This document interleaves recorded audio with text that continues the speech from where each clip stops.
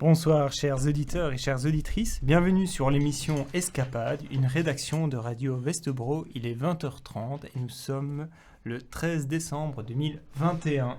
Bonsoir tout le monde. Bonsoir. Comment Bonsoir.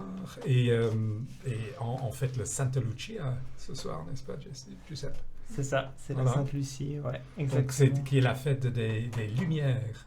Donc là, on est dans le sous-sol.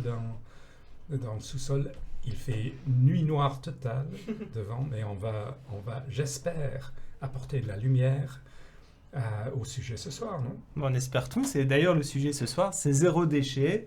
Et autour de la table pour en discuter, nous avons le plaisir d'avoir en technique Marie et Romain. Bonsoir. Bonsoir. Nous avons autour de la table Aurélie. Bonsoir Aurélie. Bonsoir à tous. Christian. Bonsoir. Est-ce que j'ai bien prononcé ton prénom? Parfaitement. Super. Et alors nous avons Dorothée. Bonsoir. Et moi-même en tant qu'animateur, Giuseppe, c'est une première. Est-ce que vous allez bien tout d'abord? Oui. Vous allez bien? Vous avez passé une bonne semaine? Oui. Les préparations pour Noël, même si ça, comme l'année dernière, peut-être ça va pas être un Noël comme d'hab. À cause de la Peut-être situation à cause de sanitaire. la situation sanitaire. Ouais. Mais vous avez commencé à faire vos achats de cadeaux? J'en ai fait beaucoup ce week-end parce que je recevais la visite de France et donc les personnes ont voulu faire les magasins. Et moi qui ai horreur de faire les magasins, j'ai réussi à survivre 3 jours. Donc j'ai tout acheté presque. Au moins t'es tranquille. Une première. Oui, c'est dingue comme le centre-ville est plein en ce moment, dès les vendredis, en fin de journée, les samedis, les dimanches. C'est vraiment le plein partout dans les magasins, dans les restaurants, dans les marchés de Noël. Les petits vins chauds, les petits chocolats chauds font vraiment... Oui, il y a énormément de monde. Et d'ailleurs, moi, je me suis dit que j'allais pas faire mes courses ce week-end, mais je vais m'échapper à un moment donné en journée de la semaine pour C'est la meilleure chose à faire. pour aller Ouais, les le faire matin. exactement. Ouais, pour revenir après en Belgique avec plein de petits cadeaux. Vous rentrez chez vous, enfin vous rentrez en France. Non, moi je suis chez moi ici, donc T'es je chez reste toi, oui. ici. Moi, éventuellement en Angleterre, j'habite en Angleterre, mais avec les enfants, mais c'est pas sûr. Mais peut-être, donc peut-être je serai copenhagois avec eux cette année. moi, je rentre une semaine en France. Ouais. Il y a la technique. Vous faites quoi? Bah, moi je rentre aussi. Ouais, moi je rentre demain également. Ouais. Waouh, grand voyage. Et toi, Joseph? Eh ben oui, moi je rentre et du coup je ne reviendrai pas avant l'été. Oh. Donc si jamais il y a une émission en été, bah, vous me verrez autour Le Tour la de table. France. Mais qui se fait au mois de fin de juin, c'est Ah ça? ouais, faut juin, rentrer ouais. un peu plus tôt. Faudra rentrer un peu plus tôt. Ah, d'accord, on va en profiter pendant cette émission de ta présence. Super. Et d'ailleurs, pour cette dernière semaine, j'ai fait un peu ma liste des choses que j'aimerais faire. Et il y a plusieurs musées que j'aimerais encore visiter. Mais bon, le temps étant trop court, je n'aurai l'occasion de n'en visiter qu'un seul. Et je voulais avoir votre avis ce soir pour si vous aviez un conseil, sachant que j'ai déjà vu jusqu'à présent le SMK et la Glyptothèque. Et voilà, il y en a encore un que j'aimerais caser durant cette semaine. Est-ce que vous avez un conseil en particulier? J'ai entendu parler du Louisiana À faire. à faire. Ou plus confidentiel encore. Mais c'est pas vraiment confidentiel et c'est peut-être un peu trop français, mais c'est le Ordrupka qui a vraiment une très belle collection de peinture impressionniste. Donc peut-être tout était un peu trop français, pas assez exotique. Mais là, c'est dans un cadre super. Louisiana, c'est un peu l'incontournable, mais Ordrupka, j'aime bien. Et aussi pour le voyage, c'est pas pour le voyage, mais pour le cadre, Aachen. Et Aachen qui est un petit peu au sud. Aïchoy. Aïchoy, voilà. Et un peu perdu, mais vraiment j'adore. Et ils ont c'est de l'art contemporain. Ils ont des expositions assez bien. Et le dernier, si je me permets de rajouter un dernier, en fait, c'est peut-être le must, Copenhagen Contemporary, qui est à Refshaugen. Et en ce moment, il y a une très grande exposition collective light ou sur la lumière, ou c'est les artistes de la lumière. Donc, c'est des énormes installations, voilà, tout autour de la lumière. Donc, je pense que si t'aimes l'art, disons, interactif ou immersif, je pense que c'est à Chalzone. Je prends bonne note, et la lumière qui est plus que d'actualité, notamment la Sainte-Lucie. Exactement. Et en cette période où les jours, à partir du 21, vont se rallonger. Et donc, traditionnellement, d'ailleurs, la fête de Noël, c'est la fête de la lumière. Oui. Et on fête la lumière. Et il me semble qu'à travers, en tout cas, de nombreuses villes en Europe, en Belgique, c'est le cas, certainement en France, il y a plusieurs fêtes de la lumière qui vont se dérouler ces prochains jours. Et je ne sais pas à Copenhague ce qu'il en est. Je ne sais pas s'il y a une soirée, une fête de la lumière qui... Je pense qu'on préfère le noir, non? On préfère la nuit, avec quelques bougies. Non, mais je pense que c'est ce soir avec les bougies de Santa Lucia. Mais, non, mais va visiter Copenhagen Contemporary. C'est une grande hall. Tu connais déjà Refshausen? Non. Il faut y aller en été ou peut-être juste en automne. Il y a aussi le street food market, le grand street food market là-bas. Mais et c'est sur l'eau et super. Très branché. Super, merci pour le conseil. Et un autre sujet d'actualité qui nous concerne toutes et tous autour de cette table, c'est Noël. Et qui dit Noël dit beaucoup de cadeaux. Et qui dit beaucoup de cadeaux dit potentiellement beaucoup de déchets. Et on en arrive donc petit à petit à notre sujet de ce soir. Et donc c'est plus que d'actualité, parce que pour rappel, le dérèglement climatique et toutes les questions d'ailleurs qui sont liées notamment avec à la santé ne sont pas uniquement une question de CO2. C'est aussi la destruction des écosystèmes, notamment par l'accumulation de nombreux déchets qui peuvent être nocifs ou pas pour l'environnement et donc pour l'humain. Et je pense notamment aux fameux tourbillons de déchets que l'on retrouve dans les océans et les mers. On a déjà tous vu au moins cette carte où on voit une accumulation de déchets. Et alors, il y a un chiffre qui me semble être important, c'est savoir quelle est la production de déchets dans le monde. Et là, de ce que j'ai lu, notamment sur la Banque mondiale, il est difficile d'estimer. Néanmoins, le chiffre ça tournerait autour de 2,1 milliards de tonnes par an. 2,1 milliards de tonnes, donc soit environ 70 tonnes de déchets générés chaque seconde, ce qui est énorme. Et alors, c'est un peu le flou, évidemment, parce qu'il est difficile de déterminer notamment la nature du déchet, parce que pour rappel, on ne parle pas uniquement du déchet des emballages, mais il y a également des déchets toxiques, je pense... le plastique en soi est toxique, mais également des déchets plus importants. Je pense notamment dans le secteur de la construction, le béton, le verre, le métal, tout ce qui n'est pas recyclé, où il y a également des objets plus encombrants qu'on n'a pas encore démontés ou recyclés, comme notamment les voitures, mais pas que. Il y a également, je pense aux avions. Je suis tombé tout à l'heure sur un parc, un cimetière d'avions, et c'est énorme de voir tous ces avions qui sont cloués au sol et qui pourrissent littéralement là sur le sol, avec également des bateaux. Voilà, il y a d'autres choses qui périssent, ou je pense également au parc olympique, au village olympique, qui parfois sont abandonnés et qui deviennent en fait des déchets. Et donc ce soir, ça va être la discussion autour du zéro déchet. Et dernier chiffre, avant de donner la parole à Aurélie qui nous a préparé une petite chronique. Un chiffre un peu alarmant, c'est que la Banque mondiale, d'après son dernier rapport, il y aurait une augmentation de 70% de déchets d'ici 2050, ce qui est énorme. On revient donc, le chiffre, ça viendrait à 3,7 milliards de tonnes annuelles de déchets. Je ne sais pas si le calcul est juste, ça me semble un peu particulier, 70, à revoir peut-être. Mais toujours est-il que...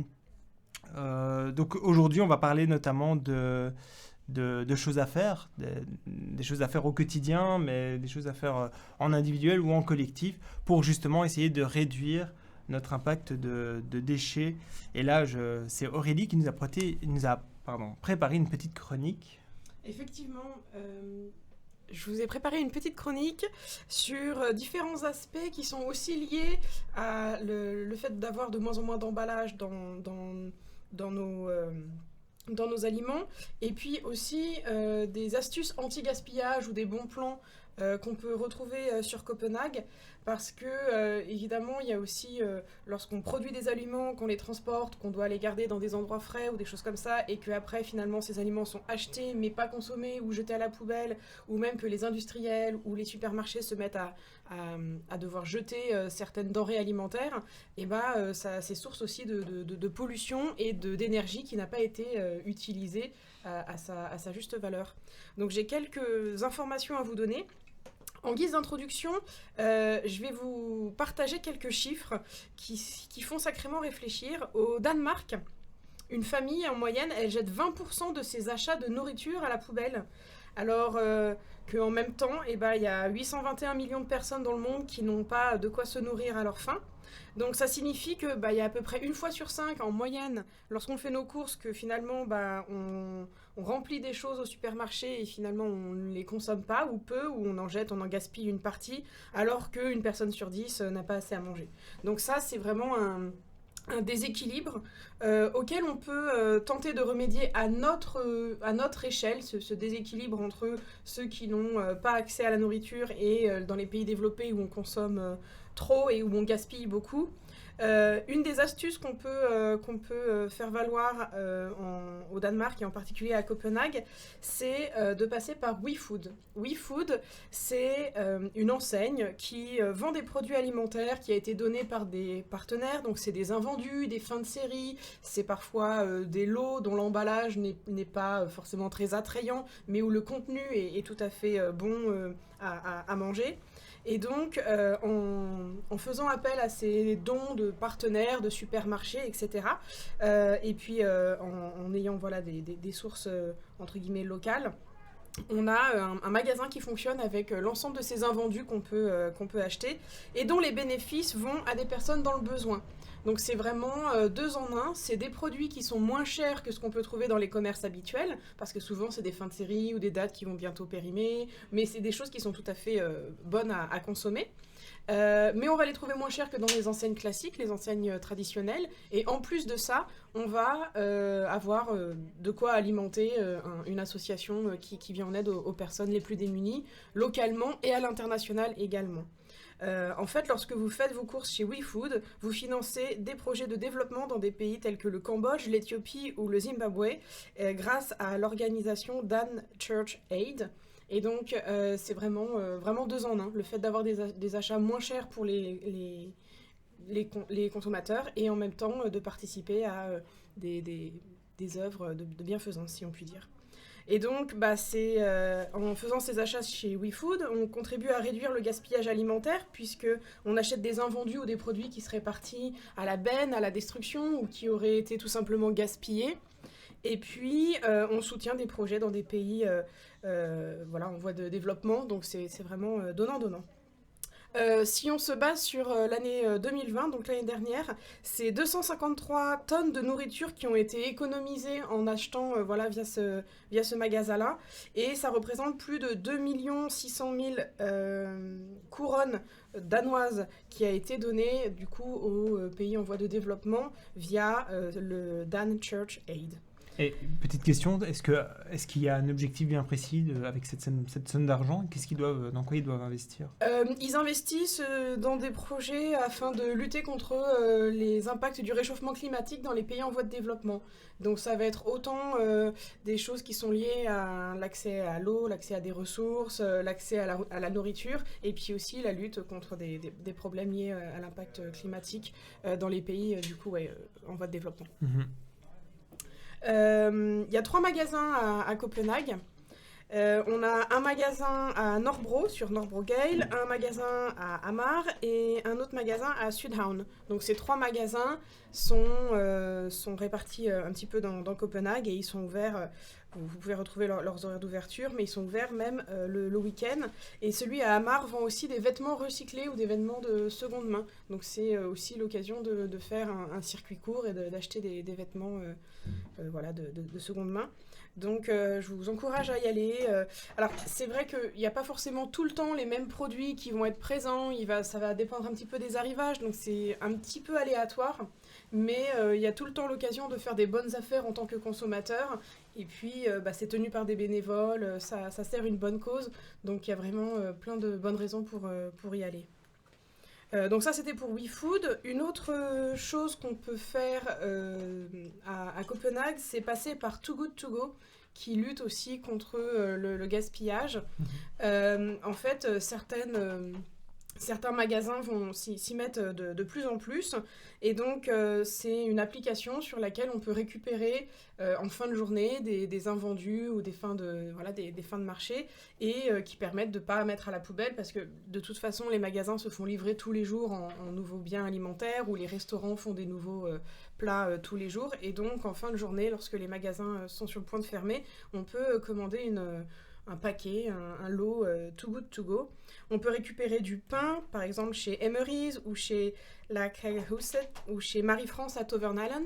On peut récupérer des sandwichs et des snacks chez Starbucks, chez Espresso House et 7-Eleven. On a l'occasion de récupérer des fruits et des légumes et des produits secs comme des fruits secs chez Netto, chez Irma et chez Futex. Et on peut aussi récupérer des boîtes Too Good To Go chez certains restaurants type restaurant buffet comme Ritz-Raz ou Flamen et des petits déjeuners dans les hôtels. Par exemple, dans les hôtels Scandic, ils ont des buffets et tous les jours, ils renouvellent ces buffets. Et donc, en renouvelant ces buffets, on peut aller juste avant la fermeture, entre en général 9h30 et 10h30, récupérer une boîte et se servir dans les buffets pour se faire, pareil, un petit déjeuner ou un déjeuner issu de ces boîtes-là.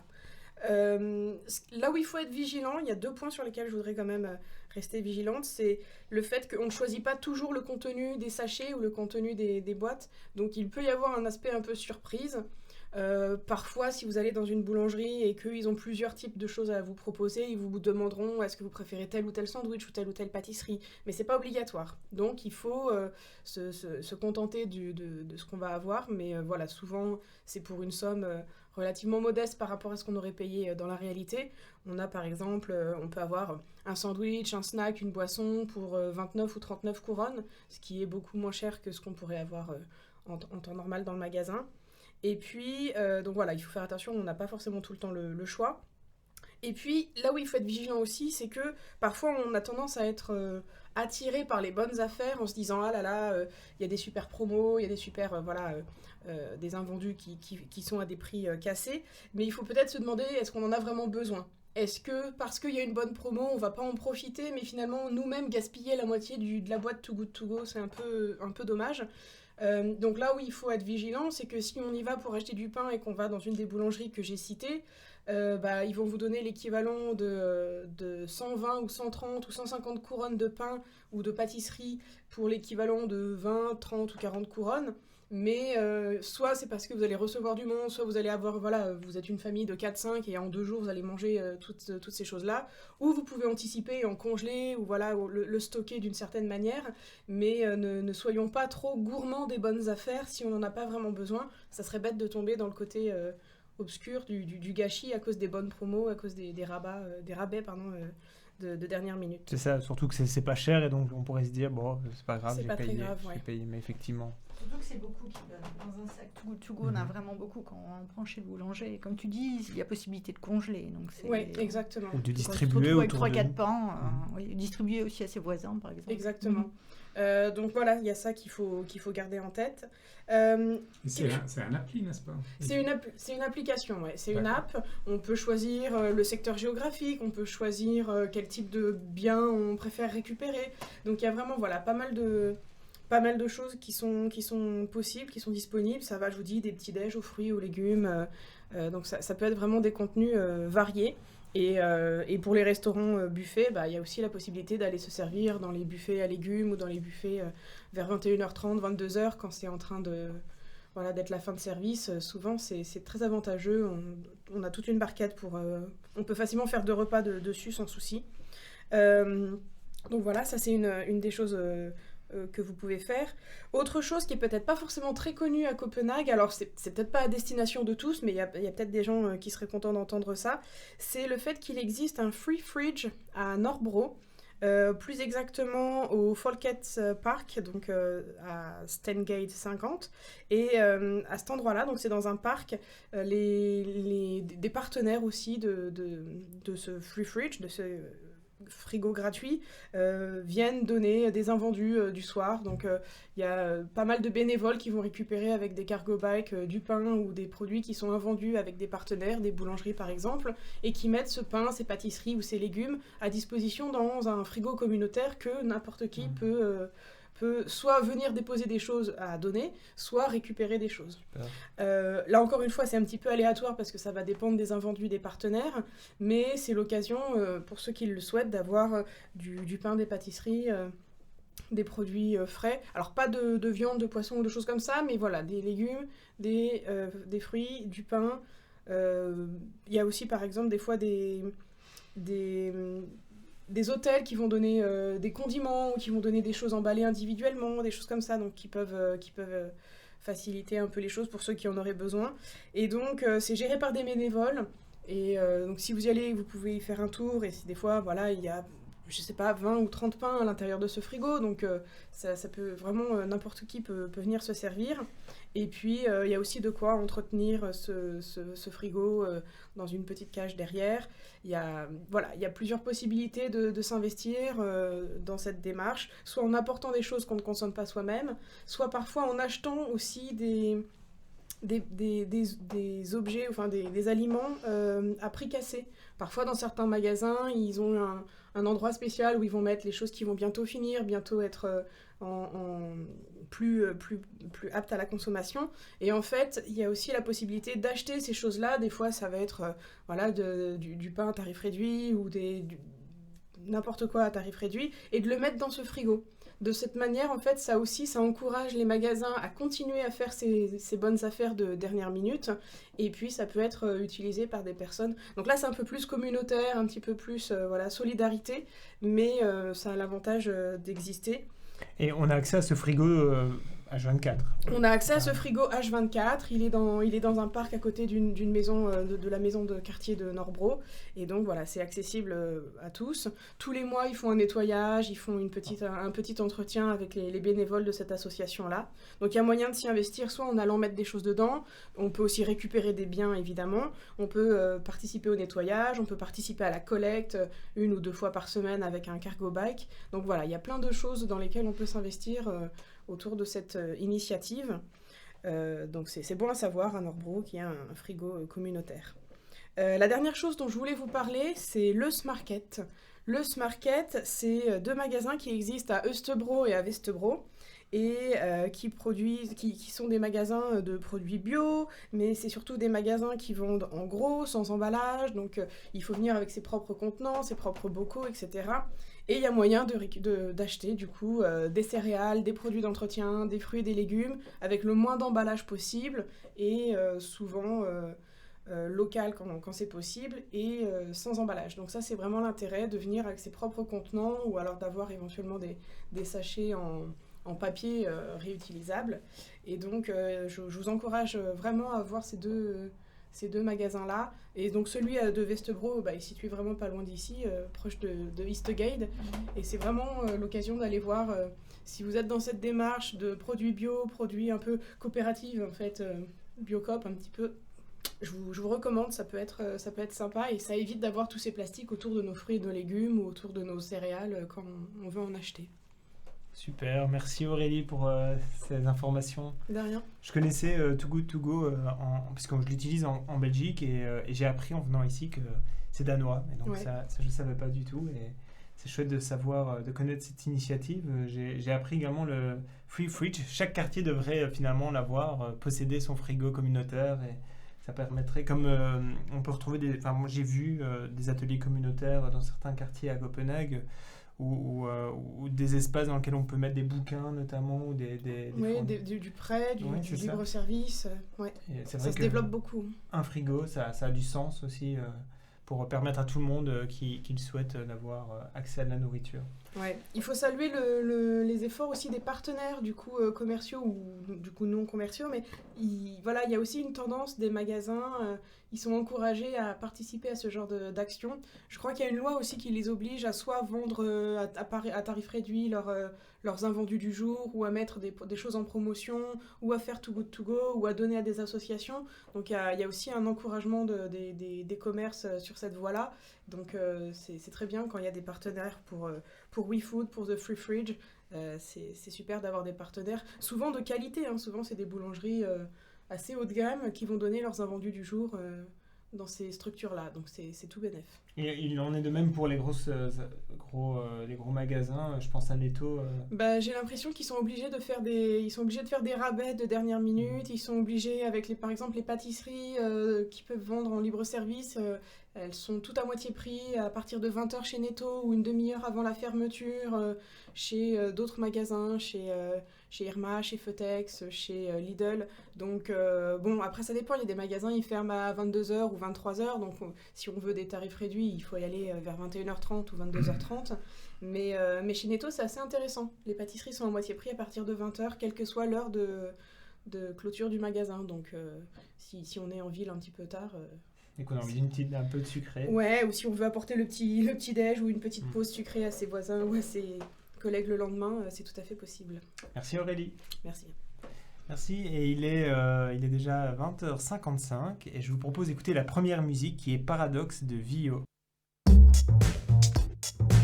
Radio Escapade. Bonsoir, vous êtes en train d'écouter l'émission Escapade sur Radio Vestobro autour du thème Zéro déchet. Et ce soir, nous discutons avec Aurélie qu'on vient d'entendre dans une chronique sur les bons conseils pour justement diminuer sa production, sa consommation de déchets à Copenhague. On a également Dorothée ce soir, on a Marie et Romain à la technique et Christian autour de la table également.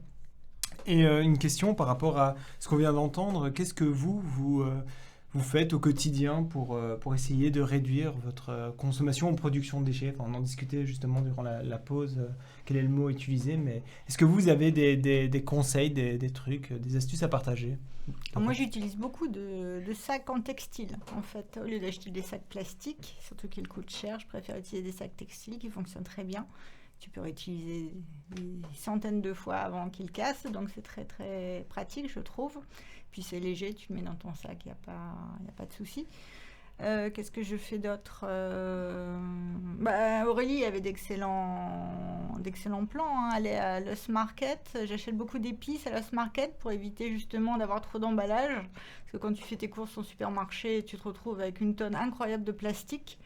Donc j'achète là-bas surtout les épices et le couscous, la polenta qui est excellente à Lost Market. Qu'est-ce que j'aimerais consommer plus local, j'avoue. Je n'achète pas tout localement. Je vais encore au supermarché de temps en temps.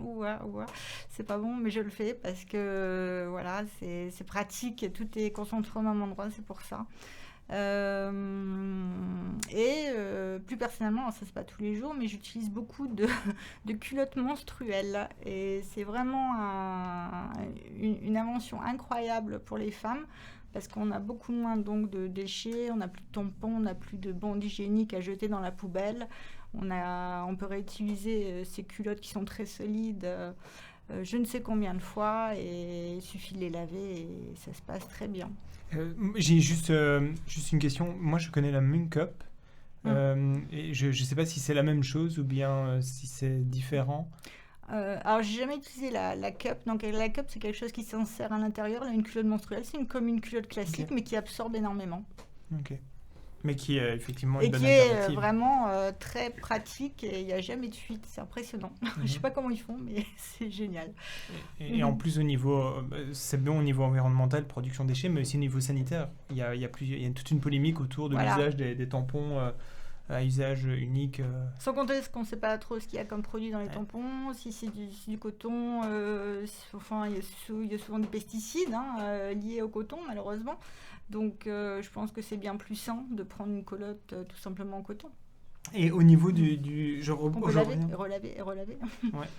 Et au niveau des sachets que tu utilises pour faire tes achats. Quelle est la réaction des commerçants? Aucune. J'ai l'impression que tout le monde fait ça à Copenhague. Enfin, beaucoup de personnes en tout cas. Je dirais même je suis étonnée quand les gens achètent des sacs plastiques. Enfin, maintenant, ça dépend peut-être dans quel supermarché tu vas faire tes courses. Et est-ce que tu utilises également des sachets réutilisables qui ne sont pas des sachets du coup, mais des petits plastiques transparents, tu veux ouais, dire? pour les fruits et légumes? Non, j'essaie de pas en utiliser. Mais le problème au Danemark, quand tu achètes dans le supermarché, tout est déjà emballé pratiquement, donc tu n'en as pas besoin vraiment. C'est vrai. Merci Dorothée. En fait, je voulais peut-être rajouter, moi j'essaie de faire un peu pareil, d'utiliser le moindre plastique possible, mais c'est vrai que je vais pas, j'ai 3 enfants, je vais pas au Smartket ou des magasins comme ça, je vais au supermarché, je fais mes courses d'une seule fois. Et c'est vrai que dans les grandes surfaces, dans les supermarchés, on trouve énormément d'emballages, surtout pour la viande. Et je ne sais pas quoi faire en fait, sauf que de manger moins de viande ou de choisir la nourriture qui est moins emballée. Mais je voulais rajouter peut-être un élément au débat. Il y a un journaliste, activiste anglais que je vous conseille, il s'appelle George Monbiot.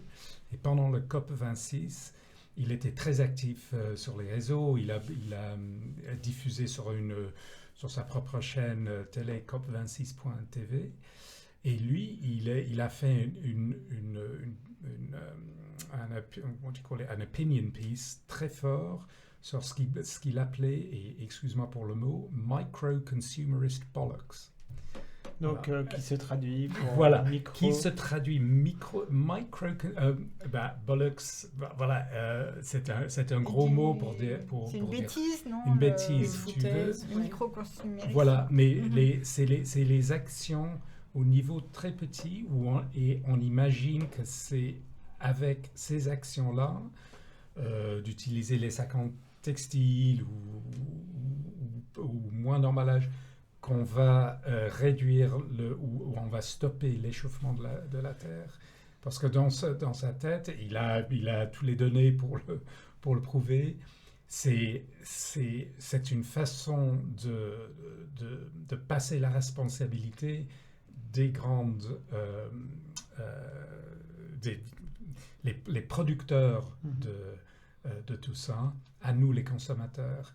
Mais en fait, il y a une dizaine ou une quinzaine de sociétés qui, eux, sont génératrices de CO2. Voilà, c'est ceux qui produisent l'emballage. C'est Coca-Cola, c'est Unilever, c'est des entreprises comme ça. Et c'est à eux de changer leur pratique. C'est pas à nous de faire ce qu'il appelle micro-consumerist bollocks à la fin du processus. Donc, il y a 2 façons de le regarder. Parfois, je pense qu'au Danemark, on est tellement sur le niveau de ce que nous, on doit faire pour sauver la planète, qu'on oublie qu'il y a des entreprises qu'on connaît à peine qui ne prennent pas leurs responsabilités. Moi, je partage ton avis dans le sens que effectivement, ça reste des petits gestes. Maintenant, pour vivre dans une ville dans laquelle on retrouve énormément de magasins qui sont limite des entrepôts en fait de nourriture en vrac, c'est un boom depuis 5 ans et il y en a, on en trouve moins d'1 kilomètre, on en a un. Et donc, c'est très très facile en fait quand on est à Bruxelles d'aller faire ses achats dans un magasin sans devoir utiliser un sachet en plastique. Ici, c'est vrai que c'est beaucoup plus compliqué. D'ailleurs, moi, depuis que je suis ici, ma consommation de plastique est désastreuse et je suis content, c'est un point positif, je suis content de pouvoir rentrer chez moi pour pouvoir refaire attention. Alors, parce qu'en fait, j'ai pas pris le temps de faire l'effort d'aller dans des endroits comme le Smartket qui demandent plus de temps et de distance, etc. Mais je me dis aussi que ce sont que ce genre d'actions vont... en tout cas, pour Bruxelles, ce sont des initiatives citoyennes pour la plupart. et elles ont tendance à permettre justement aux citoyens d'aller consommer ce genre de produits, tandis qu'aller consommer des produits de marque comme ceux qu'on vient de citer à l'instant. Et effectivement, c'est à eux de bouger, mais nous, à notre niveau, on n'a pas beaucoup de... Enfin, en tout cas, moi, je n'ai pas le pouvoir d'arrêter ça. Et donc, mon action, c'est de la consommation responsable, qui certainement elle reste une petite goutte. Et je voulais, évidemment, c'est pas un ou l'autre. On doit faire les deux. On est d'accord. Il y avait on a cité, Aurélie a cité des organisations danoises qui sont dans certains domaines les leaders. Il y a un quatrième, je ne sais pas si vous avez entendu parler de Céline Joule. Elle est russe, elle est à Copenhague depuis 20 ans. Et elle a créé une organisation Stop Spill et Mel. Arrêter le gaspillage alimentaire. Et c'est une association activiste, mais c'était vraiment elle qui a commencé tout ce débat. Elle est très bien, elle est très médiatisée. L'année dernière, ou peut-être fin 2019, avec la princesse Marie, elle a écrit un livre de recettes, où c'était elle avec d'autres chefs, je pense. Tout le monde a donné leurs recettes pour utiliser les restes ou tu vois, pour montrer qu'on peut faire un bon repas ou des bons plats sans pour autant achetant du neuf, si tu veux. Donc, et ça s'appelle Respect, je pense que c'est Respect et Email.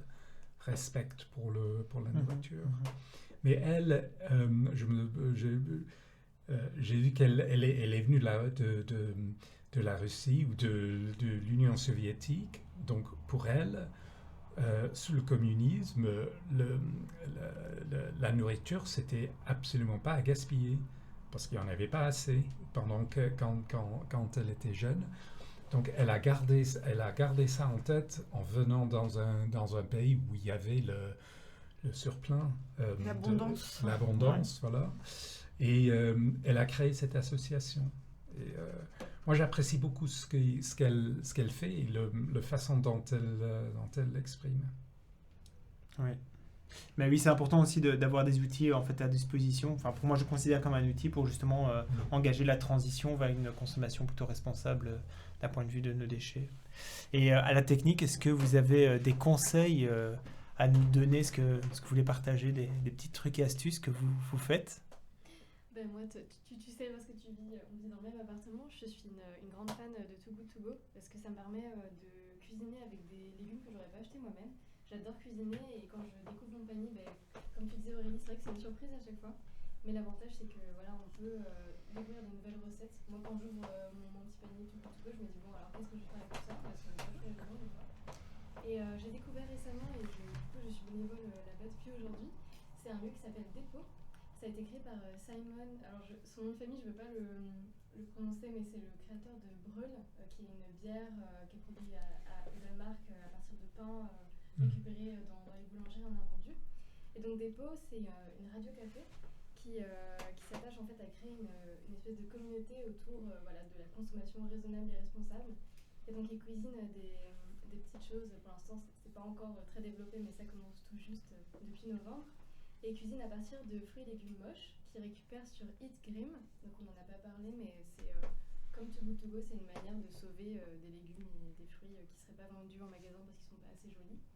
Et aussi tout ce qu'ils ne réussissent pas à vendre ou à faire consommer, ils le reproposent en fait sur un groupe Facebook qui s'appelle Food Sharing, il me semble. Donc qui est le même principe que les frigos avec de la nourriture à libre disposition. Et donc c'est une initiative assez chouette, je trouve, donc à voir ce que ça donne, si ça séduit beaucoup de monde et que ça peut devenir quelque chose d'assez important. Donc voilà, je fais partie de ça et aussi je suis une grande fan des friperies et de tous les dépôts-ventes, on pourrait dire, qu'il y a partout à Copenhague. Moi pour Noël, j'ai pas acheté dans les magasins, ça fait plusieurs années maintenant que j'essaie de boycotter tout ça parce que je me dis justement que c'est faire ma part, d'essayer de pas acheter du neuf. Donc on trouve des choses super sympas et puis même tout simplement les paquets cadeaux, les paquets cadeaux à Noël, je prends du papier journal, je trouve ça super joli en plus. des petites choses comme ça, ou alors la méthode japonaise avec des foulards et comme ça fait un cadeau en plus. C'est plein de petites choses qui permettent d'aussi changer le regard sur les objets qu'on a au quotidien, parce qu'il y a plein de choses qu'on peut soit faire soi-même, soit trouver dans la nature. Par exemple, pour des petites astuces zéro déchet, moi je fais ma propre lessive à base de cendres que je récupère dans une pizzeria en bas de chez moi. Voilà, c'est des petits trucs. Ça fonctionne en circuit court. Ouais, voilà, Ah mais Voilà. bravo, c'est du local. C'est des super idées en fait. Plein de petites choses comme ça qui sont super simples et ça prend du temps. Par contre, voilà, faut se le dire, essayer d'avoir un impact moindre sur l'environnement, ça demande du temps et de l'imagination, de la créativité, parce que faut réinventer son quotidien, mais il y a plein de choses à faire. Il y a plein de groupes Facebook. Il y a un groupe Facebook qui s'appelle Les Familles Zéro Déchet. Et ils proposent plein d'astuces super chouettes, et c'est pour tous les niveaux, pour les débutants. Voilà, moi quand j'ai commencé, je savais rien faire, et il y a des gens qui proposent des choses super intéressantes et accessibles. Donc j'encourage vraiment, pour ceux qui veulent s'y mettre, à chercher tout ça sur ces groupes. Et les personnes sont toujours très bienveillantes. Il y a des gens qui sont des experts, qui ont vraiment des déchets qui étaient dans un sac plastique sur la fin d'année. Moi j'ai encore plein de déchets malheureusement, mais j'essaie d'apprendre quoi. Et donc ces personnes-là sont toujours dans la bienveillance et dans de bons conseils, et ils sont pas là à juger si voilà, on peut pas tout bien faire, on peut pas être parfait, mais c'est un bon début au moins d'essayer. Et ce que je trouve aussi intéressant, c'est quand tu as dit qu'il faut changer le regard des autres. Donc en utilisant, parce que moi aussi j'ai vu cette tradition japonaise où on prend un foulard pour emballer un cadeau. Et ça change le regard, c'est beaucoup plus personnel, ou le journal, comme tu as dit. Et non, mais je trouve ça bien, parce que je pense que c'est à nous tous de changer le regard des autres, même d'un autre, d'un ou d'une autre. En fait, il y a plusieurs visions. C'est aussi le fait de soi-même se mettre dans une démarche un petit peu plus responsable, un petit peu plus consciente. Évidemment, parfois, c'est aussi chambouler ses habitudes ou son confort à la hauteur de ce qu'on est capable de faire sans forcément le subir. Mais voilà, c'est faire des changements dans ses habitudes personnelles et puis inciter par l'exemple. Inciter par l'exemple, en fait, souvent c'est très stérile d'avoir une discussion avec des proches, que ce soit des amis ou de la famille, en leur disant « Ah, dis donc, qu'est-ce qu'on a encore acheté comme chose emballée, du plastique, faudrait faire ci, faudrait faire ça, manger comme ci, agir comme ça. » Alors que finalement, ça va fonctionner plus sur l'émotionnel et sur l'incitation. Tout simplement, si vous avez, je sais pas... envie d'inciter certains de vos proches à manger moins fréquemment de la viande s'ils en mangent très fréquemment, ça peut passer par cuisiner un plat végétarien super sympa, super savoureux, ou parfois maintenant il y a aussi quand on est en transition alimentaire, parfois il y a aussi des textures qui ressemblent beaucoup à ce que peuvent ressembler les protéines d'origine animale. Donc voilà, ça peut être incité, et peut-être que les personnes vont se dire « Ah bah super, le plat que tu nous as fait, on a découvert quelque chose, super, là tu nous as fait un cadeau avec du papier recyclé, ou avec des articles de journaux, ou avec voilà, plein de choses. » Ça, c'est l'occasion peut-être aussi de les décorer, de les customiser, voilà, de faire quelque chose un petit peu de personnel. Et c'est peut-être quelque chose qui va plus marquer qu'une discussion stérile avec quelqu'un qui serait pas du tout du même point de vue que nous, ou qui n'aurait pas envie de changer son quotidien, chambouler ses habitudes et son petit confort. Donc c'est très bien ce que tu disais de changer les choses individuellement, mais aussi d'inciter au changement pour ses proches. Peut-être que d'étape en étape, ça peut faire un effet boule de neige.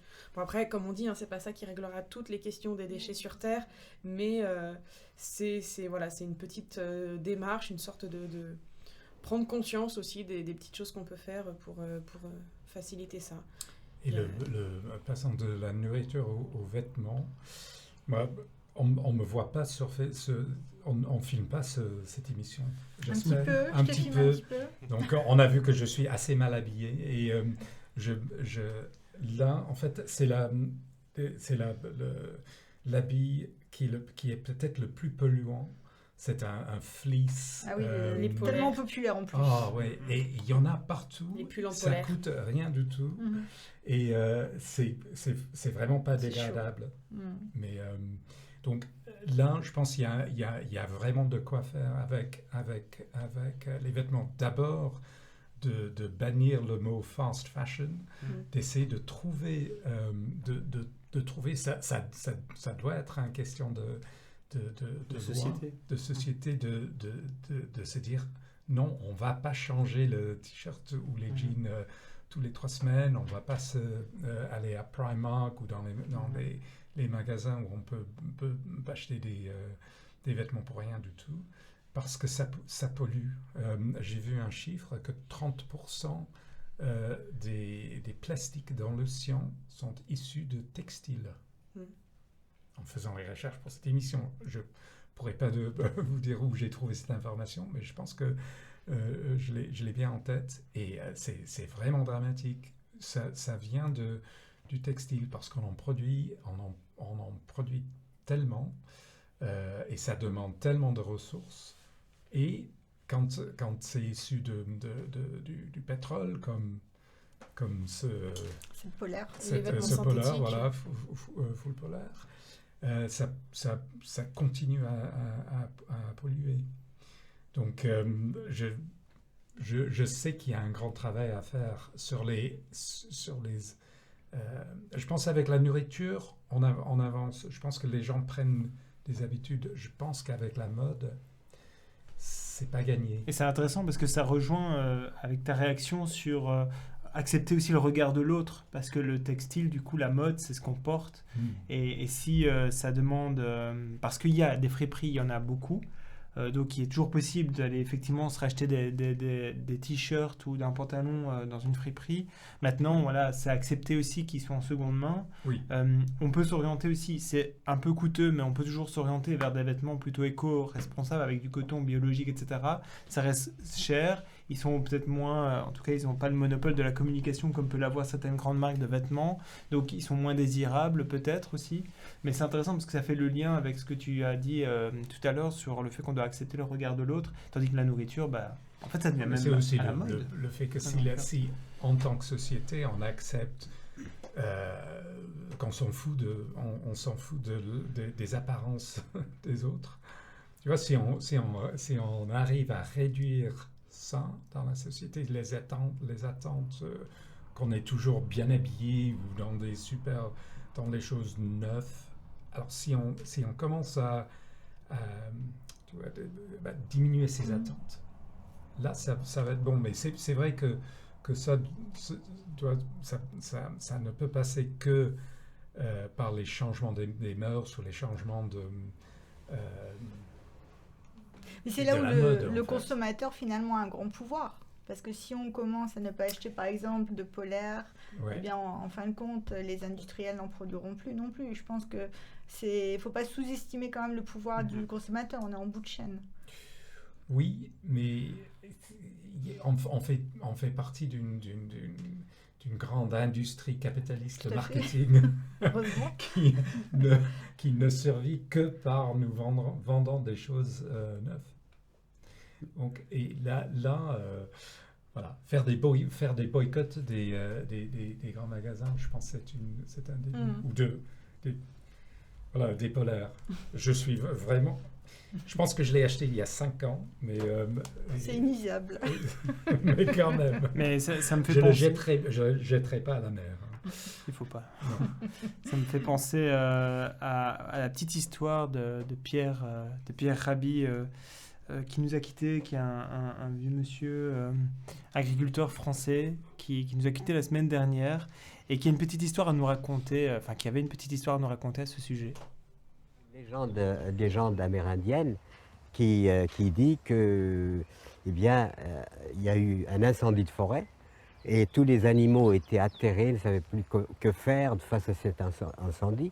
Et par contre, le petit colibri qui est magnifique, on le confond presque avec on appelle ça l'oiseau-mouche, il a une autre caractéristique, c'est qu'il flirte beaucoup, c'est-à-dire qu'il fréquente énormément les fleurs. Il est toujours le bec dans les corolles de fleurs et il voltige comme ça. Alors lui, à l'occasion de cet incendie, il ne renonce pas. Il va prendre quelques gouttes d'eau dans la rivière et il vient les jeter sur le feu. Et à un moment, il repart, donc il s'active.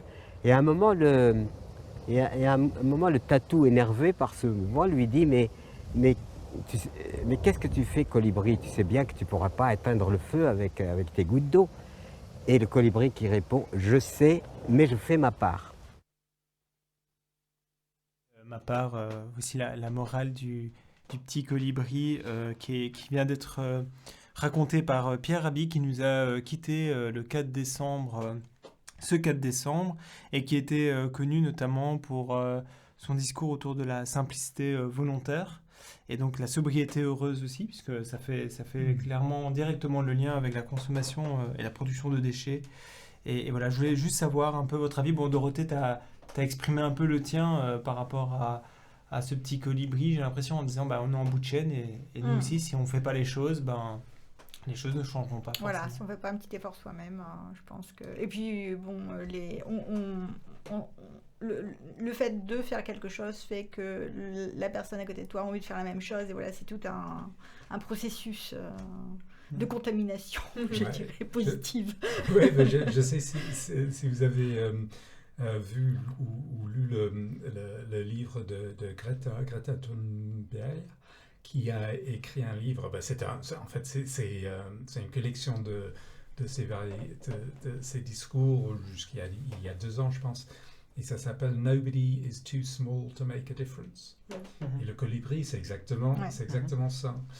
Et effectivement, Greta, c'est un peu le colibri à l'échelle humaine, n'est-ce pas? Parce que c'est juste une écolière, suédoise, 15 ans quand elle a commencé sa grève. Mais l'effet qu'elle a eu sur le monde, c'est plus que tout, en fait, plus que n'importe... Elle a eu un effet considérable. Voilà, elle a eu un effet monumental sur ce qu'on pense, notre attitude envers le réchauffement climatique et nos parts dedans, et évidemment la responsabilité des gouvernements et des grandes entreprises. Donc je pense que le colibri, c'est un bon exemple, parce que le colibri, c'est quand même ça se fait remarquer. C'est petit, mais il est coloré. Ça se fait remarquer. Il faut trouver les choses qui se font remarquer. Je pense que si Et donc on passe par le symbolisme, la symbolique alors il faut qu'on ait maintenant, tout le monde disons on a compris ce que Greta voulait dire, et elle est devenue un symbole. Cette jeune fille avec son placard devant le Parlement suédois. Et c'est magnifique en quelque sorte, n'est-ce pas, que tout d'un coup, le monde, pas les médias d'abord, mais le monde, les autres gens ont compris, voilà, elle représente quelque chose. Ce petit colibri humain, elle fait son part, elle fait ce qu'elle peut faire avec sa pancarte. Même si à elle seule, elle pouvait vraiment rien faire, et elle n'a pas changé. Je ne pense pas qu'elle a changé. Je ne sais pas s'il a changé des lois en Suède encore. Peut-être pas. Mais elle a certainement changé plein de choses dans le monde. Donc on peut s'inspirer d'elle et de se faire remarquer. Je pense que quand on fait des gestes, il faut en parler. C'est ce qu'on fait maintenant, n'est-ce pas? Mais il faut en parler, il faut le communiquer pour que d'autres, à leur façon, à leur niveau, font la même chose. Il y aura peut-être des gens qui peuvent mettre plus d'eau sur les flammes que le petit colibri, et peut-être ils seront inspirés par... Mais je crois que c'est une question personnelle aussi, pour se sentir bien avec soi, parce que quand on est face à tout ce monde capitaliste et cette surconsommation et qu'on ne peut pas la stopper, malheureusement, pour résoudre les problèmes liés au réchauffement climatique et à la surconsommation, eh bien, c'est important de pouvoir apporter quelque chose soi-même pour se sentir bien avec soi-même, même sans vouloir que les autres suivent notre exemple. Je crois que moi, j'en ai besoin. L'impression de faire soi-même une différence. Et pourtant, Greta Thunberg, admirable, et qui a été tellement décriée par... beaucoup de personnes, de médias, comme instrumentalisées. J'ai l'impression qu'ils ont eu un écho plus important que d'autres, certainement. et qui fait qu'ils ont décrédibilisé l'action de Greta Thunberg. Moi, c'est l'impression que j'ai. C'est l'écho qui a été plus important, mais ceci dit, elle a certainement été soutenue par énormément de personnes. En tout cas, il y a eu des manifestations dans les villes, à Bruxelles, où il y a eu à un moment donné plus de 75 000 personnes qui sont sorties et qui soutenaient ce message-là. Voilà. Ils n'ont pas l'écho, évidemment, qu'un Trump peut avoir. Et donc, une seule personne peut avoir un effet amplificateur hyper important. Et par rapport à ce petit personnage qui est représentatif, donc le colibri ou Greta Thunberg, il y a toujours la question du temps que ça prend. Parce que c'est intéressant, le colibri, mais ça prend du temps. Et donc, il y a des gens qui vont mettre en avant des actions plus violentes ou passer à une étape supérieure. Là, la question est de savoir qu'est-ce qu'on est légitime de faire par rapport au désastre que Dorothée, tu viens de citer notamment. Si je puis me permettre de rebondir sur ce que tu disais précédemment, Giuseppe, l'industrie ne nous aide pas du tout à faire la transition. Il y a quand même beaucoup de greenwashing dans le domaine qui nous empêche de faire parfois ou d'avoir les décisions les plus éclairées, notamment en matière de textile. Une des alternatives, notamment écologiques, serait d'utiliser par exemple des vêtements faits à base de polyester recyclé. Alors du coup, des grandes marques l'utilisent et se sentent empreintes de plein de vertus en disant que elles utilisent justement du polyester recyclé pour faire leurs vêtements, mais on ne sait pas quel est le pourcentage de polyester recyclé aussi est contenu dans ces vêtements, puisque de base, pour faire quand même un vêtement issu d'un polyester qui est recyclé, il faut utiliser aussi un polyester qui serait vierge, si je puis dire, même si ce n'est pas le nom, mais vous voyez ce que je veux dire. Donc ça réenclenche quelque part le processus et donc crée de nouveaux polluants sur la base de produits pétrole. Sur la question de l'alimentation, je trouve que personnellement le greenwashing est d'autant plus important. On parle par exemple des régimes végétariens. On peut aussi avoir un régime végétarien, mais en étant aussi plus polluant qu'un régime où on mangerait de la viande. Évidemment, en mangeant tous les jours, on augmenterait le risque. Mais je trouve que quand on aborde ce sujet, peut-être que c'est aussi personnel, on a l'impression de faire face à un débat qui serait un peu manichéen, où on se dit il faut réduire par exemple sa consommation de viande et obligatoirement, ça y est, là on a un comportement bien plus écologique.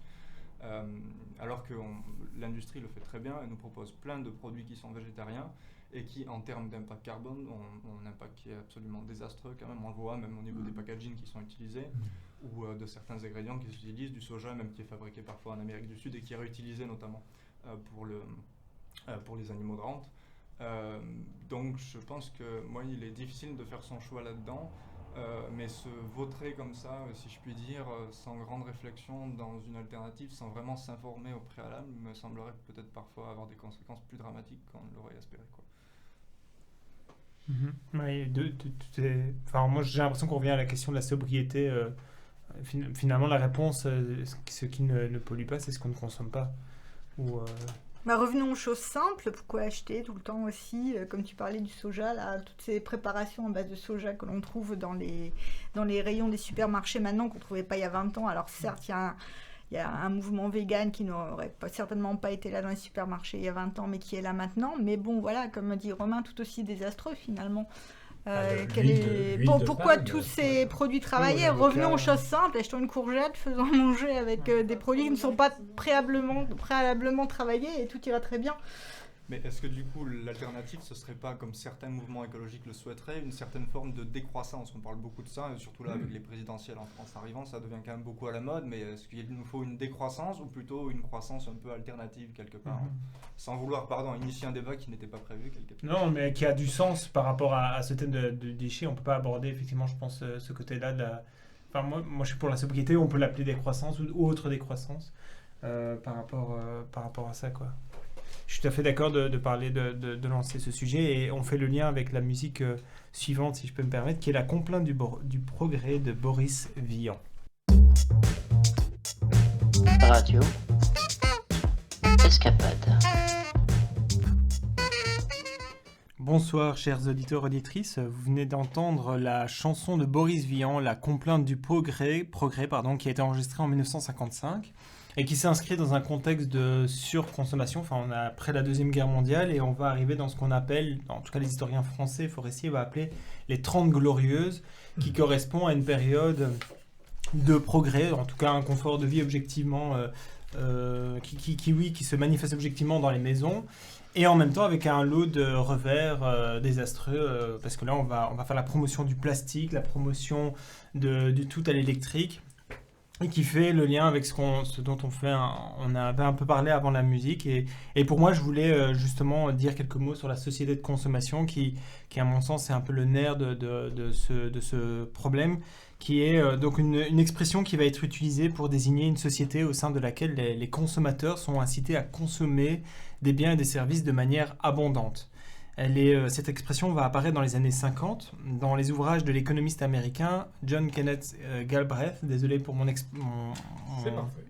manière de prononcer, pour rendre compte de l'émergence des critiques du mode de vie occidental, parce que justement on en parlait tout à l'heure, l'URSS était un peu à part de ce mode de production et de consommation, même si l'URSS a sa part dans la production, notamment du coton, etc. On pense à la mer d'Aral qui va quasiment disparaître suite à la production de coton. Mais toujours est-il que dans un livre qui s'intitule La société de consommation, d'un sociologue français qui s'appelle Jean Brodillard, il considère que les sociétés occidentales, la consommation donc dans ces sociétés-là, la consommation est un élément structurant des relations sociales. Donc ça va aller jusqu'à nous modeler dans nos manières d'interagir avec les uns et les autres. Et au niveau de l'individu, la société de consommation n'est plus qu'un moyen de satisfaire non plus nos simples besoins, mais au contraire un moyen de nous différencier les uns par rapport aux autres. Et toujours cette fameuse hiérarchie, voilà, je suis meilleur que toi parce que je consomme tel type de produit. Et puis la société de consommation, elle a ça de bien, entre guillemets, de justement toujours créer mieux dans le sens plus cher, plus luxueux, etc., toujours pour créer des inégalités. Et la société de consommation résulte de besoins de croissance économique, donc elle s'insère dans cette idée capitalisme justement, qui est on doit croître, toujours croître et croître, et la recherche d'une production donc toujours plus importante, diversifiée et soi-disant innovante du fait de la concurrence. Innovante, je dis soi-disant parce que je ne suis pas certain qu'il y ait vraiment une innovation sociétale dans l'idée de construire toujours plus. On parlait d'obsolescence programmée tout à l'heure, en tout cas lorsqu'il y avait une musique, et là c'est pas, à mon sens, n'est pas une idée innovante. Et donc voilà, je voulais dire quelques mots à partir de cette société de consommation qui est clairement liée avec la société du déchet. Et voilà, et là je vous rends la parole, notamment sur finalement une véritable diminution donc, de déchets, mais bon, j'en avais déjà parlé, c'est pas la consommation, une consommation plus sobre, revenir à une forme de simplicité volontaire. Et qu'est-ce qu'on est prêt à lâcher alors dans cette société plus sobre? Bonne question. Qu'est-ce qu'on est prêt à lâcher? Parce que c'est sûr que pendant ces 2 ans de pandémie, on est plus centré sur nous-mêmes, n'est-ce pas, sur nos besoins. Moi, je veux ça. Et j'ai besoin de ça, en fait. On est plus axé sur nos besoins, plus que ce qu'on... je dis de manière générale, mais plus de ce qu'on peut donner à la société. Et c'est assez troublant. J'ai lu aujourd'hui que ces derniers 2 ans a été désastreuse pour les déchets en plastique. En fait, pour l'environnement globalement, ça a été très positif parce que les gens sont restés chez eux. Il y avait beaucoup moins de voyages, beaucoup moins de voyages. Et avec les lockdowns, ça a réduit l'économie globale. Mais pour les déchets en plastique, ça a été un désastre parce qu'on commande les produits sur Amazon ou sur d'autres livreurs qui sont tous livrés avec énormément d'emballage. Pas que, si je peux me permettre, un nombre de services, je pense à une bonne anecdote, c'est que la première fois que je suis allé chez un coiffeur après la première vague, mon coiffeur avait des gants en plastique, qui évidemment a changé plusieurs fois durant ma coupe. Il m'avait mis une espèce de cape en plastique, et bon, sans compter qu'on est des centaines et des centaines de personnes. Donc là, je pense qu'arriver à Copenhague aussi, le nombre de gants en plastique utilisés pour chaque test... Donc c'est désastreux la consommation plastique. Non, c'est désastreux, mais c'est peut-être... Et les take-away qui ont été les plats à emporter dans les barquettes en polystyrène, enfin il y a vraiment plein de choses qui ont été accentuées aussi comme ça, en parallèle. Mais maintenant, espérons que l'année prochaine, ça sera mieux, qu'il n'y aura pas une 5e, 6e, whatever, vague de Covid, et on peut de nouveau... continuer avec les bons habits dont nous a parlé Naï et Aurélie tout à l'heure. Mais moi, je voulais vous parler, en fait, en revenant de ce que je disais sur la communication des bonnes habitudes. Moi, je travaille dans la télé et surtout dans le documentaire. Et récemment, disons les 3, 4, 5, voire un peu plus dernières années, le documentaire est devenu un outil très important dans la promotion de ces bonnes habitudes. Et je travaillais avant pour la BBC à Londres. Et là, on parle, ça fait presque partie de l'histoire de la BBC maintenant. On parle du Blue Planet Effect. Blue Planet, c'était une série de La Planète Bleue, une série de David Attenborough. En fait, il y avait un Blue Planet en 1992, si je me trompe, ou 96 peut-être. Et là, c'est Blue Planet 2. Et il y avait un épisode dans cette série qui montrait le montant de plastique dans l'océan et les dégâts que ça a fait avec les poissons, etc. Et le Blue Planet Effect, selon la BBC, c'était un vrai changement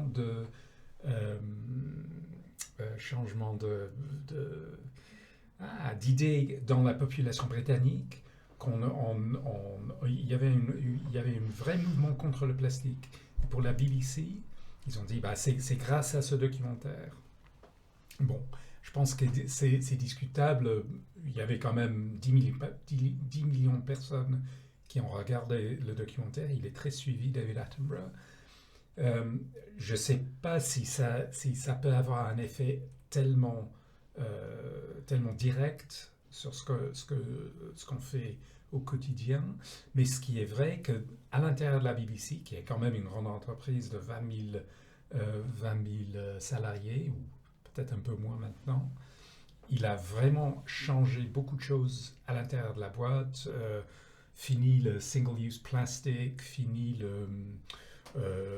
les tasses en polystyrène, la BBC avec toutes les autres chaînes en fait britanniques. Il participe dans un programme pour devenir carbon neutral sur leur production. Et je pense qu'il y a eu un effet, mais c'était pas aussi direct sur le consommateur qu'on imagine. Mais d'autres films et d'autres documentaires, je pense on peut tracer ces effets. Je vais juste citer quelques-uns. Vous avez peut-être vu sur Netflix deux films. Il y a un qui s'appelle Seaspiracy, un autre Cowspiracy, qui parle de disons, on pourrait dire même la toxicité de l'ensemble de l'industrie du poisson ou de la viande. L'impact de l'industrie agroalimentaire et de la surpêche et des problèmes de déplétion des ressources halieutiques. Exactement. Et même si alors ces deux documentaires, les faits dedans sont pas toujours corrects, c'est pas toujours journalistiquement parlant correct. Ils ont eu un effet surtout sur les jeunes, les gens de 20-30 ans, sur leur mode de consommation. Et je pense quand on fait ces documentaires, on ne sait pas vraiment quel effet on aura. J'ai une bonne copine, Franny Armstrong, réalisatrice, il y a 11 ans, elle a fait un film, The Age of Stupid. On peut le trouver sur YouTube, ou des extraits surtout sur YouTube.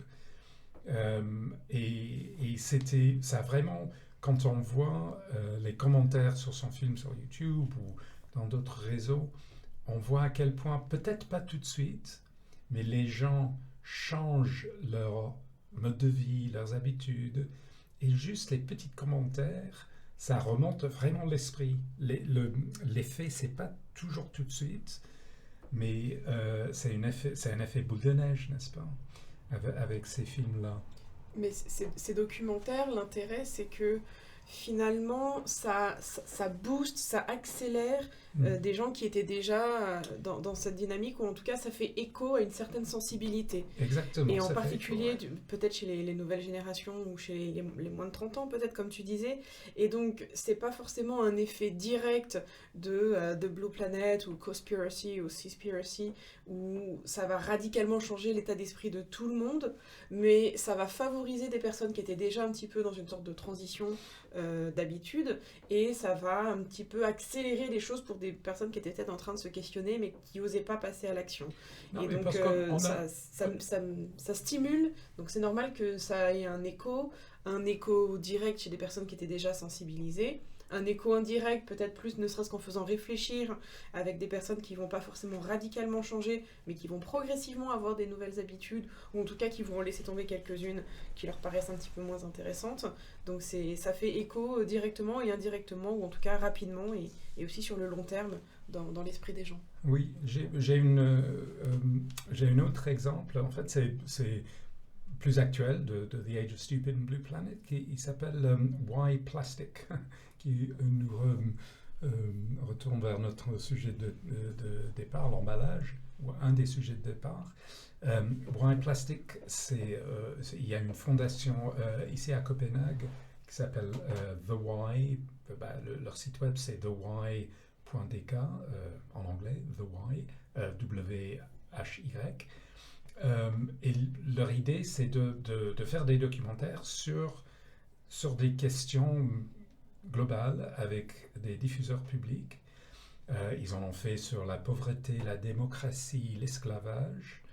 Et cette dernière série, c'est sur le plastique. Et 2 films, ils ont fait 3 films, 2 entre eux ont été diffusés sur DR, télévision danoise, récemment, donc ils sont toujours sur dr.dk.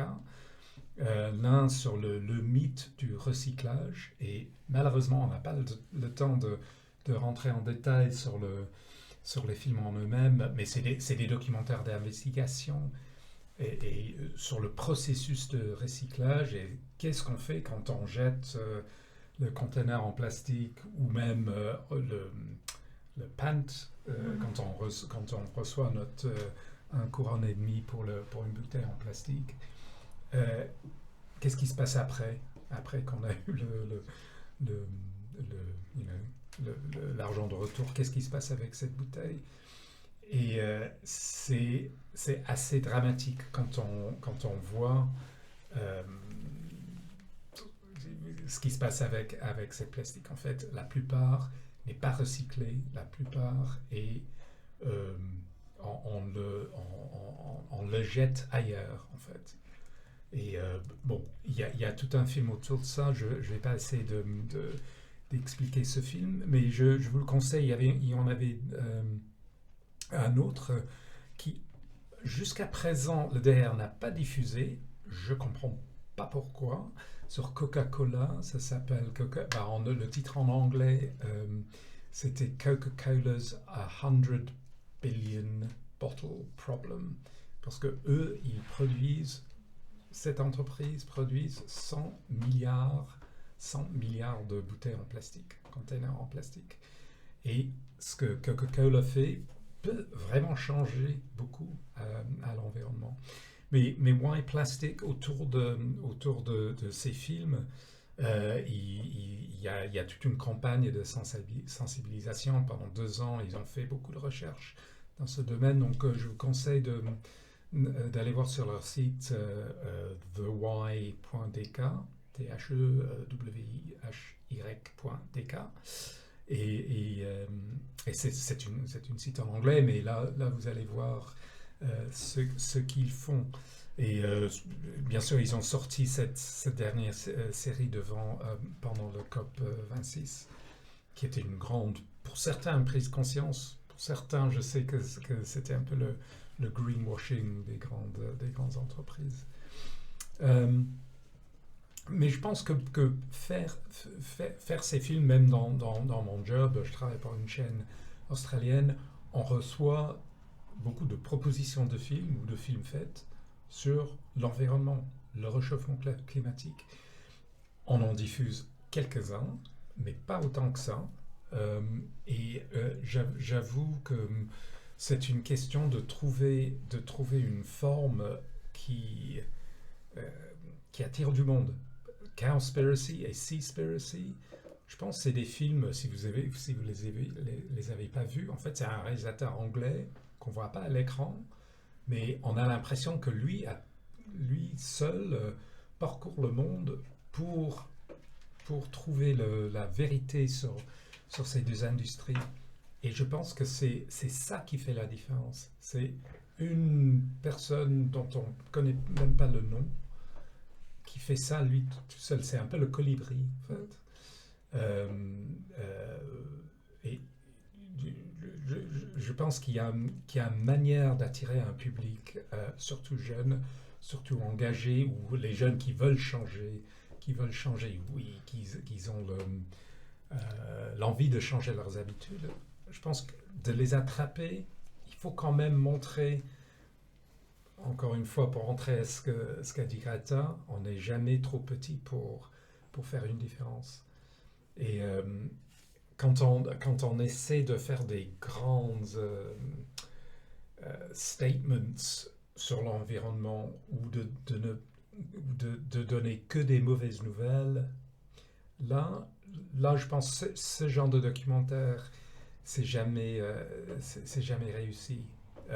Je pense qu'il faut montrer aux gens à quel point ils peuvent aider, ils peuvent faire leur part. En août, juste pour terminer, il y avait un festival de films qui s'appelait Bio. En danois, bio, c'est biologique, mais c'est aussi le mot pour cinéma. Et au Banegarden, si vous connaissez le lieu, Banegarden, si tu as encore du temps, c'est peut-être... Attends, je ne sais pas si c'est fermé. C'est peut-être ouvert cette semaine. C'est sur Enghavevej. Et c'est un jardin, si tu veux. Un jardin bio avec un petit supermarché en style... Il y a 2 restaurants, il y a marché fruits et légumes, et beaucoup de petites entreprises pour l'alimentaire bio, pour la nourriture bio, etc. Et en août, ils ont fait un petit festival de films bio en plein air. Et c'était vraiment merveilleux. Malheureusement, c'était l'été danois et la météo n'était pas vraiment avec nous, mais on était là en plein air, il y avait des panels et on a regardé des films, mais les films étaient choisis pour montrer les gens qui essaient de faire une différence ou qui essaient de faire quelque chose à leur niveau. C'était pas des grandes bad news stories. De ton point de vue, du coup, les documentaires qui marcheraient le mieux, ça serait un documentaire à l'intermédiaire entre du journalisme d'investigation, mais aussi un côté un petit peu plus espoir qui donnerait peut-être des solutions, des leviers, des actions surtout à mener. Il y a un que ça soit peut-être pas trop catastrophique. Non, tout à fait. Il y a un réalisateur français, Damien Gameau, qui a fait un premier film il y a 6 ans, peut-être maintenant 5 ans, qui s'appelle Demain. Et il y a un deuxième dont j'oublie le nom, qui est un peu différent, mais c'était des films montrés au Festival de Cannes, montrés au cinéma. Et c'était effectivement pour montrer les solutions, les change makers, si on veut. C'est juste pour rectification, demain, c'est Cyril Dion et Mélanie Laurent qui ont réalisé ce Voilà, film. Et qu'effectivement, il a fait un écho assez important. Il y a beaucoup de gens qui l'ont vu. Ils se sont saisis. Moi, je voulais juste conseiller un livre, parce qu'on parle effectivement des cinémas et documentaires, mais juste un livre plutôt positif qui va dans le sens de ce que tu as expliqué, qui s'appelle Ecotopia, qui est d'un Américain, Ernest Callenbach. Et en fait, c'est une utopie. Donc, ce n'est pas une dystopie, c'est une utopie. Donc, ça présente une société de 3 États américains qui ont eu leur indépendance. Il y en a notamment la Californie, Washington, et entre les deux, je ne sais plus... l'Oregon, qui ont en fait leur indépendance et qui forment une société utopique autour de l'écologie. Et c'est très descriptif, donc c'est parfois un peu long dans la description, mais c'est vraiment, il décrit, donc en fait c'est un journaliste américain qui ne fait pas partie donc, de ces 3 États, qui va pour la première fois après 20 ans au sein de ces 3 États pour décrire justement, pour lui, il pense que c'est un régime autoritaire, mais en fait ce n'est pas du tout un régime autoritaire, et il décrit toutes les autres possibilités de le faire, transport en commun, la manière de, justement on va supprimer certains types de déchets, etc. Donc moi c'est un livre que je conseille, qui est positif pour une fois, qui n'est pas une dystopie mais une utopie. Donc voilà. C'est vrai que c'est bien que le positif, on a besoin de retrouver un peu d'espoir parce qu'on voit tellement de news négatives que c'est bien qu'il y ait des gens aussi ça donne qui des exemples concrètement qui faire une petite différence. Et surtout comme c'est la fête de la lumière, En plus, de Sainte-Lucie ce soir, on ne devrait pas laisser les gens trop tristes. Laissons rentrer la lumière. Qu'on voit un peu le bout du tunnel. Exactement. Mais c'est vrai qu'il y a plein de podcasts aussi à écouter qui sont vachement sympas, qui permettent d'ouvrir son esprit un petit peu aussi sur la reforestation par exemple, des choses comme ça. Un podcast sur France Inter qui s'appelle La Terre au carré, qui est très intéressant. Oui. Donc on peut tenir informé de manière agréable et positive. Et que les idées deviennent des actions, voilà, même si ce sont des petits pas, mais d'une manière collective, on fasse un changement global. Enfin, en tout cas, on participe à un changement global plutôt. Ouais, comme on peut. Un peu nécessaire. Donc, oui. Et je voulais juste, parce que j'y pensais, je voulais le dire par rapport à la publicité. Enfin, Coca-Cola, effectivement, est très hypocrite dans sa démarche par rapport au greenwashing. Où on peut voir, enfin, moi j'ai vu pas mal de publicités où ils demandaient aux consommateurs de faire la différence justement en déposant bien la bouteille en plastique dans la poubelle, la bonne poubelle en question. Mais c'est une aberration, sachant qu'en fait c'est eux la source du problème et c'est pas. Et oui, c'est peut-être plus compliqué avec Coca-Cola. Ils font des efforts, mais est-ce que ces efforts sont suffisants? La réponse est certainement non. Mais c'est un problème plus compliqué à résoudre. Mais voilà, ce film-là n'est pas sur le site de DR, mais il est sur les informations sont sur le site de The Why. Et je pense que ces films, ça vaut le coup d'aller les voir. Mieux qu'on est informé, comme tu dis Dorothée, mieux qu'on est informé, mieux qu'on on peut agir, je pense. Mais on pourra mettre sur le fil, en tout cas le mur de la radio, tous les bons conseils de ce soir, bien sûr, des différentes chroniques et des conseils qui ont été cités. Et voilà, il est déjà presque l'heure, il est 57, donc on va terminer l'émission. Je ne sais pas quand est-ce qu'on va se entendre la prochaine fois. En tout cas, quand est-ce qu'on va pouvoir vous entendre la prochaine fois? Est-ce que c'est à partir de janvier? On se pose la question. Peut-être la semaine prochaine ou peut-être en janvier. Ça dépend combien on sera la semaine prochaine. Ça dépend combien on est libre ou pas la semaine prochaine. Parce qu'il y en a déjà qui partent pour les vacances de Noël. Oui, mais si on ne va pas dans les shopping centers pour consommer la semaine de Noël, on peut se rendre au studio, ça va nous stopper de faire des achats. Au moins pour une soirée. Merci, chers auditeurs et auditrices, de nous avoir écoutés. C'était Escapade sur Radio Vestebro. Il est presque 22h et on vous souhaite une belle et agréable soirée. Merci beaucoup, au revoir. Merci. Merci.